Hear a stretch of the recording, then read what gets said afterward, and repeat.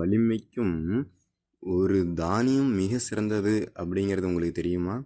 அது என்ன தானியம் அப்படின்னா, அது வந்து கேழ்வரகு தானியம். சிறுதானியங்களில் இது ஒரு வகை தானியம். இந்த ஒரு வகை தானியமானது ராகி அப்படிங்கிற வேறு விதத்திலையும் சொல்லிக்கலாங்க. ஆனால் இது வந்து நாட்டு தானியம் அப்படிங்கிறதுலையே மொத்தம் 60 வகையான தானியங்களாக இருக்குது அப்படின்னு சொல்கிறாங்க. அதில் வெண்ணிற ராகி, கருப்பு ராகி, நாகமலை ராகி இந்த மாதிரி நிறையா விதமான பேர்கள் கொண்டதாகவும் இருக்கிறதாகவும் சொல்கிறாங்க.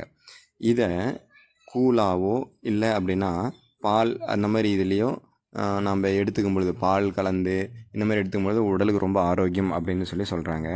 இதில் வந்து பாலும் அரிசியும் உடலை வந்து பெருக்கும் அப்படின்னும், பாலோட கேழ்வரகு சேர்த்து சாப்பிடும் பொழுது உடலை வந்து இளைக்க செய்யும் அப்படின்னு சொல்கிறாங்க. அதாவது உடல் பருமனாக ஆகணும் அப்படின்னா பாலோட மிக்ஸ் பண்ணி அரிசி இந்த மாதிரி இது